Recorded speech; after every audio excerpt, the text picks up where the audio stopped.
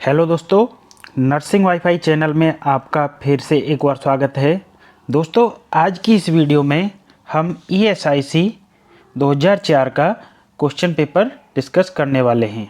दोस्तों, इस question paper में जो टोटल नंबर ऑफ क्वेश्चन हैं वो 100 क्वेश्चन हैं। इसको हम 4 पार्ट में डिवाइड करेंगे, जिसमें 25 क्वेश्चन पर वीडियो हम डिस्कस करेंगे। तो आज का जो हमारा पहला क्वेश्चन है वो है the number of spinal nerve in man are. Man के अंदर स्पाइनल नर्व कितनी होती हैं? पहला ऑप्शन है 11 पेयर, सेकंड ऑप्शन है 12 पेयर, थर्ड ऑप्शन है 31 पेयर, फोर्थ ऑप्शन है 33 पेयर। तो इसका जो करेक्ट आंसर होगा वो होगा 31 pair. There are 31 pair of spinal nerve including 8 cervical, 12 thoracic, 5 lumbar, 5 sacral, 1 coccygeal। Means 31 pair spinal nerve होती हैं, जिसमें 8 सर्वाइकल होती हैं, 12 थोरेसिक होती हैं, 5 लंबर होती हैं, 5 सैक्रल होती हैं और 1 कॉक्सियल होती है। नेक्स्ट क्वेश्चन की तरफ मूव करते हैं। नेक्स्ट क्वेश्चन है हमारा, which of the following is the reason for chest pain associated with myocardial infarction. एक पेशेंट है जिसको क्या है, मायोकार्डियल इन्फार्क्शन है। तो उस कंडीशन में जो चेस्ट पेन हो रहा है पेशेंट को, वो किससे संबंधित है? पहला ऑप्शन है decrease oxygen in the heart muscles, second option है left ventricular overload, third option है सर्कुलेटरी कोलैप्स, फोर्थ ऑप्शन है इलेक्ट्रोलाइट इम्बैलेंस। तो इसका करेक्ट आंसर होगा decrease oxygen in the heart muscles.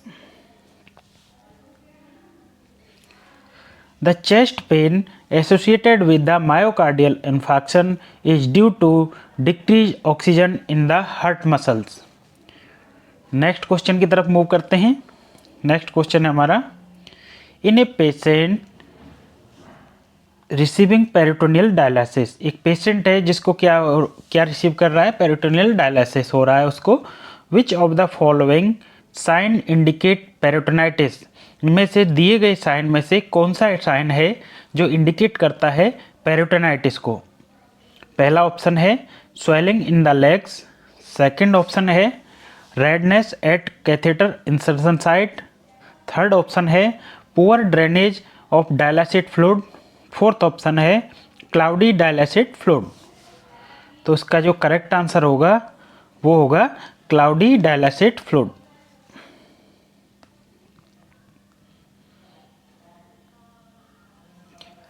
The cloudy dialysis fluid indicate peritonitis. जो cloudy जो धुंधला हो जाता है डायलिसिस फ्लूइड, तो वो इंडिकेट क्या करता है, पेरिटोनाइटिस को in a patient receiving peritoneal dialysis. जो पेशेंट रिसीव कर रहा है पेरिटोनियल डायलिसिस। नेक्स्ट क्वेश्चन की तरफ मूव करते हैं। The most common symptom of hypoglycaemia. Hypoglycaemia का मोस्ट कॉमन सिम्टम है, पहला ऑप्शन है nervousness and diaphoresis, second option है anorexia and incoherent speech, third option है Kussmaul respiration and confusion, fourth option है ब्रेडिकार्डिया एंड ब्लड विजन। तो इसका जो करेक्ट आंसर होगा वो होगा नर्वसनेस एंड डायफोरेसिस।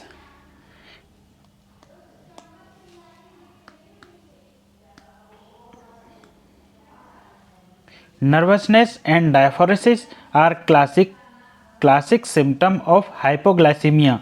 जो नर्वसनेस है और जो डायफोरेसिस है वो हाइपोग्लाइसीमिया को इंडिकेट करती है। Reflecting sympathetic nervous system activation, जो कि रिफ्लेक्ट कर रही है सिंपैथेटिक नर्वस सिस्टम को एक्टिवेट होने को। नेक्स्ट क्वेश्चन की तरफ मूव करते हैं। Commonest cause of CVA। CVA का फुल फॉर्म होता है CVA सेरेब्रो वास्कुलर एक्सीडेंट, या इसको CVS भी बोलते हैं। तो इस द मोस्ट कॉमनेस्ट कॉज क्या होता है CVS या CVA का? पहला ऑप्शन है सेरेब्रल हेमरेज, सेकंड ऑप्शन है सेरेब्रल थ्रोम्बोसिस, थर्ड ऑप्शन है सेरेब्रल एम्बोलिज्म, फोर्थ ऑप्शन है सेरेब्रल स्पाज्म। तो इसका करेक्ट आंसर होगा B, cerebral thrombosis. The cerebral thrombosis caused by clot in the cerebral artery. जो सेरेब्रल थ्रोम्बोसिस किसकी वजह से होता है? सेरेब्रल आर्टरी के अंदर क्लॉट होने की वजह से। Is the most commonest cause of CVA, जो कि मोस्ट कॉमनेस्ट कॉज होता है CVA का। CVA की फुल फॉर्म आ गई सेरेब्रोवास्कुलर एक्सीडेंट और स्ट्रोक।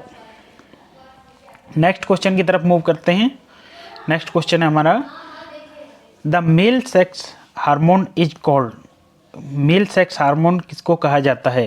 पहला ऑप्शन है वैसोप्रेसिन, सेकंड ऑप्शन है गोनेडोट्रोपिन हार्मोन, थर्ड ऑप्शन है follicular stimulating hormone, fourth option है टेस्टोस्टेरोन। तो इसका जो करेक्ट आंसर होगा वो होगा testosterone. Testosterone is also called male sex hormone.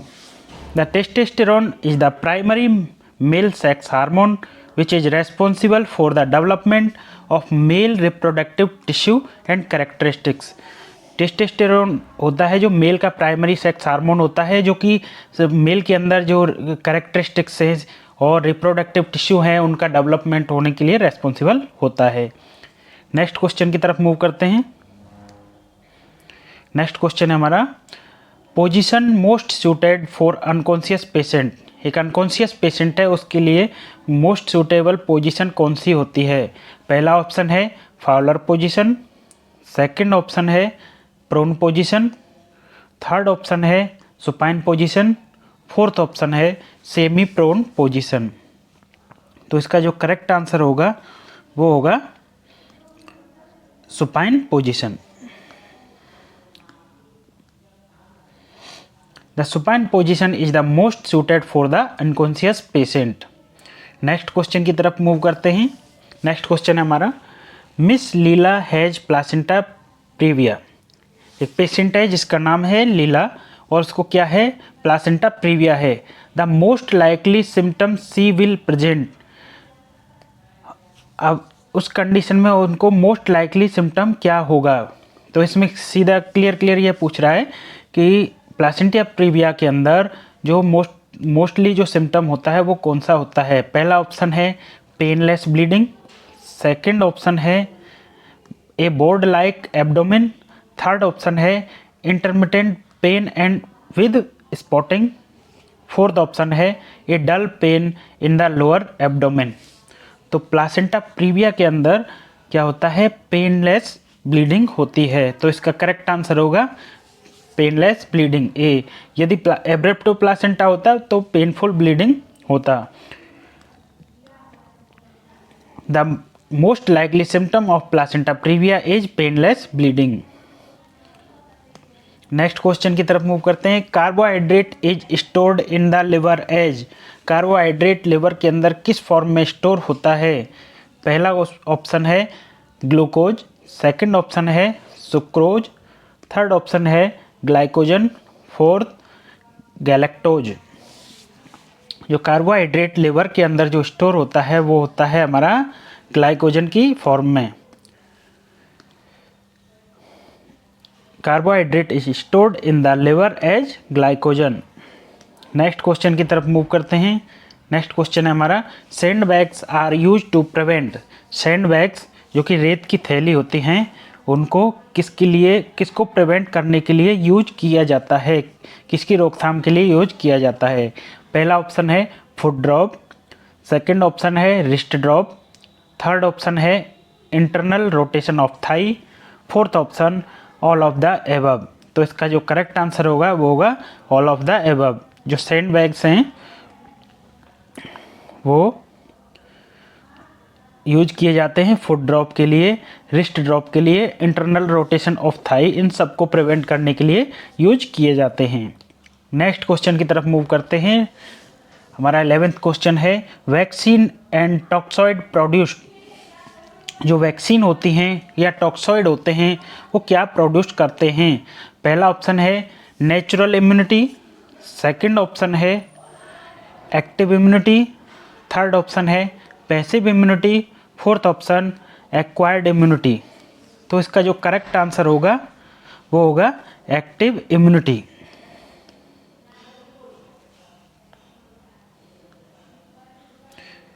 The vaccine and toxoid produced active immunity.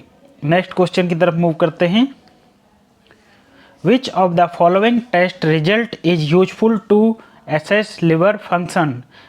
जो दिए गए में टेस्ट में से कौन सा टेस्ट का रिजल्ट है जो कि यूजफुल होता है लिवर फंक्शन को एक्सेस करने के लिए।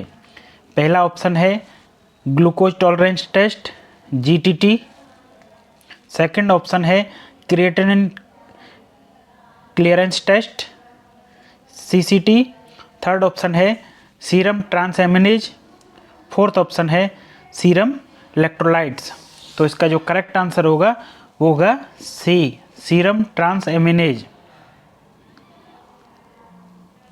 The serum transaminase is useful to access liver function. Next question की तरफ मूव करते हैं। Which of the following is the typical sign of tracheoesophageal fistula. Tracheoesophageal fistula का जो टाइपिकल साइन होता है वो क्या होता है। पहला ऑप्शन है कंटिन्यूअस ड्रॉलिंग। सेकंड ऑप्शन है डायफ्रामेटिक ब्रीथिंग। थर्ड ऑप्शन है slow response to stimuli. Fourth option है पैसेज ऑफ फोर्टी म्यूकेनियम। तो इसका जो करेक्ट आंसर होगा वो होगा कंटिन्यूअस ड्रॉलिंग। ट्रैकियोइसोफेजियल फिस्टुला के अंदर क्या होता है, कंटिन्यूअस ड्रॉलिंग होता है, लगातार लार टपकती रहती है। The continuous drooling is the typical sign of tracheoesophageal fistula. Next question की तरफ मूव करते हैं। नेक्स्ट क्वेश्चन हमारा, the most frequent cause of maternal death during childbirth. जो चाइल्ड बर्थ के दौरान जो मैटरनल डेथ होती हैं वो मोस्ट फ्रीक्वेंट कॉज क्या होता है।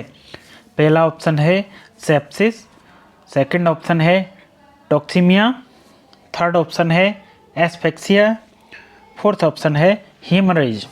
तो इसका जो करेक्ट आंसर होगा वो होगा हीमोरेज। जो मोस्ट कॉमन कॉज जो डेथ मैटरनल डेथ होता है वो क्या होता है, हीमोरेज। नेक्स्ट क्वेश्चन की तरफ मूव करते हैं।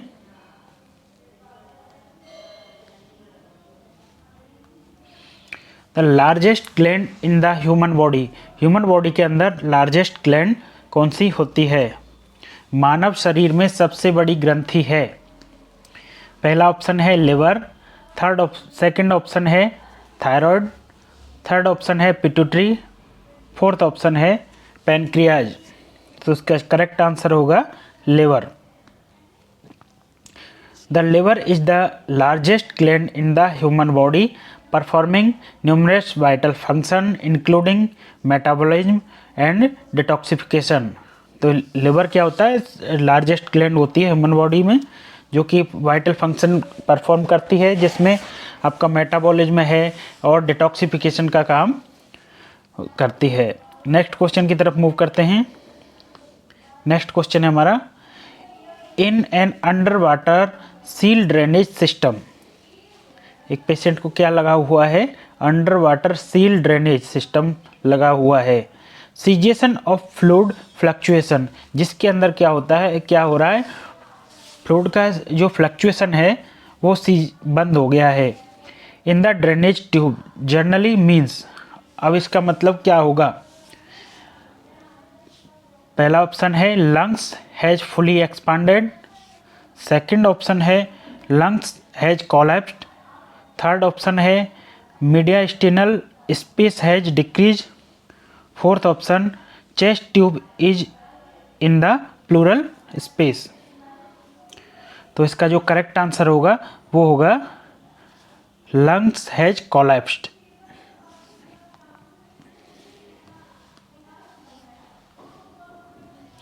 The cessation of the fluid fluctuation in the drainage tube generally means that the lungs has collapsed। Next question की तरफ मूव करते हैं। नेक्स्ट क्वेश्चन है, expected time of closure of anterior fontanelles is. जो anterior fontanelles होते हैं उनका जो क्लोजिंग टाइम होता है एक्सपेक्टेड कितना होता है। पहला ऑप्शन है 4 to 6 वीक, सेकंड ऑप्शन है 6 to 8 मंथ, थर्ड ऑप्शन है 9 to 12 month, fourth option 16 to 18 month. तो इसका कंपैरिजन में जो करेक्ट आंसर होगा वो होगा 9 to 12 मंथ।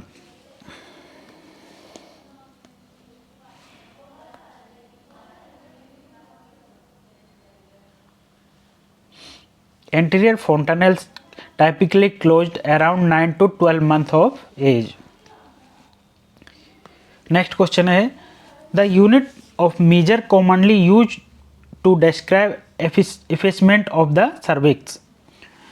जो effacement of the cervix को जो describe करती है वो उस यूनिट का क्या नाम है? पहला ऑप्शन है डेसिमल, सेकंड ऑप्शन है परसेंटेज, थर्ड ऑप्शन है सेंटीमीटर, फोर्थ ऑप्शन है फिंगर ब्रेड्थ। तो इसका जो करेक्ट आंसर होगा वो होगा C, centimetre. The effacement of cervix is commonly measured in the centimetres. Next question की तरफ मूव करते हैं। नेक्स्ट क्वेश्चन है Which of the following symptom might indicate that a client is developing tetany following subtotal thyroidectomy।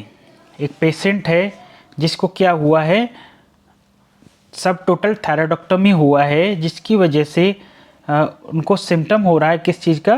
Tetani का, tetanus का। पहला option है backache, second option है हॉर्सनेस, थर्ड ऑप्शन है डिस्निया, फोर्थ ऑप्शन है टिंगलिंग इन द फिंगर्स। तो इसका जो करेक्ट आंसर होगा वो होगा D, tingling in the fingers. The tingling in the fingers might indicate tetany following subtotal thyroidectomy. Next question की तरफ मूव करते हैं। Poliomyelitis is transmitted through. जो पोलियोमाइलाइटिस है जो कि ट्रांसमिट होता है, पहला ऑप्शन है वाटर, सेकंड ऑप्शन है एयर, थर्ड ऑप्शन है ब्लड, फोर्थ ऑप्शन है वेक्टर्स। तो इसका जो करेक्ट आंसर होगा वो होगा वाटर।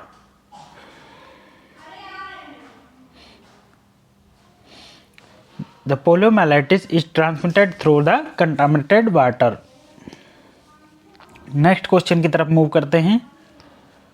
नेक्स्ट क्वेश्चन है the vein which most likely be use to give exchange transfusion in the newborn. जो न्यूबॉर्न है उसके अंदर जो ट्रांसफ्यूजन करना है, ब्लड ट्रांसफ्यूजन करना होता है, तो उसके लिए जो मोस्ट लाइकली वेन कौन सी यूज की जाती है?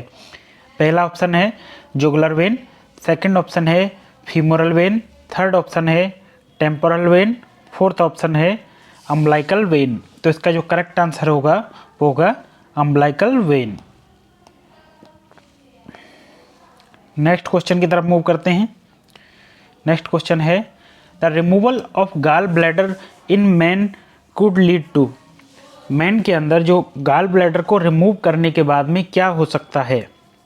पहला ऑप्शन है impairment of the fat digestion, second option है impairment of the digestion of protein, third option है जॉन्डिस, फोर्थ ऑप्शन है increase acidity in the intestine. तो इसका जो करेक्ट आंसर है वो होगा jaundice. The removal of gall bladder can lead to the jaundice due to bile flow disturbance but it does not directly affect fat और protein digestion और increase acidity. जो gall bladder का remove करने के बाद में क्या हो सकता है? जॉन्डिस हो सकता है। किसकी वजह से? क्योंकि बाइल का फ्लो डिस्टर्बेंस हो जाता है, बट ये जो कि डायरेक्टली अफेक्ट नहीं करता है फैट डाइजेशन को, प्रोटीन डाइजेशन को और एसिडिटी को। नेक्स्ट क्वेश्चन की तरफ मूव करते हैं। नेक्स्ट क्वेश्चन है हमारा which of the following drug has not been used in the treatment of leprosy. Leprosy के ट्रीटमेंट में कौन सी ड्रग्स है जो कि यूज नहीं की जाती है? पहला ऑप्शन है स्ट्रेप्टोमाइसिन, सेकंड ऑप्शन है रिफाम्पिसिन, थर्ड ऑप्शन है क्लोफेक्समिन, फोर्थ ऑप्शन है आइसोनियाजिड INH। तो इसका जो करेक्ट आंसर होगा वो होगा क्लोफेक्सिमिन। क्लोफेक्सिमिन क्या है? लेप्रोसी के ट्रीटमेंट में यूज नहीं की जाती है। बाकी का स्ट्रेप्टोमाइसिन, रिफाम्पिसिन, आइसोनियाजिड यूज कर सकते हैं। नेक्स्ट क्वेश्चन की तरफ मूव करते हैं। नेक्स्ट क्वेश्चन है हमारा, which of the following combination of blood type is most likely to produce haemolytic disease in the newborn? कौन सा जो ब्लड टाइप है जो कि मोस्ट लाइकली प्रोड्यूस कर सकता है haemolytic disease in the newborn? Newborn के अंदर हीमोलाइटिक डिजीज को प्रोड्यूस कर सकता है। पहला ऑप्शन है negative mother and positive father, second option है positive mother and negative father, third option है negative mother negative father, fourth option है पॉजिटिव मदर नेगेटिव फादर। तो इसका जो करेक्ट आंसर होगा वो होगा positive mother and negative father. A positive mother and negative father combination is most likely to produce hemolytic disease in the newborn. Next question है हमारा, which of the following is the best technique to determine whether a nasogastric tube is positioned in the stomach? जो दी गई technique में से कौन सी best technique है जो कि डिटरमाइन करती है नेजोगैस्ट्रिक ट्यूब है, एनजी ट्यूब है जो कि स्टोमक में पहुंची है या नहीं पहुंची है? पहला ऑप्शन है irrigation with normal saline, second option है aspirating with syringe for the gastric content, third option है placing free end of the tube in the water, fourth option है instilling air and auscultating over epigastric area. तो इसका जो correct answer होगा वो होगा B, aspirating with syringe for the gastric content. Aspiration with the syringe for gastric content is the best technique to the determine whether nasogastric tube is position in the stomach. आज की इस video में इतना ही। इसी के next part में हम discuss करेंगे नेक्स्ट 25 क्वेश्चन। यदि आपको हमारी वीडियो अच्छी लगी हो तो वीडियो को लाइक करें, चैनल पर नए हैं तो चैनल को सब्सक्राइब करें। मिलते हैं इसी तरह की नई वीडियो में। नर्सिंग वाईफाई से जुड़े रहने के लिए धन्यवाद।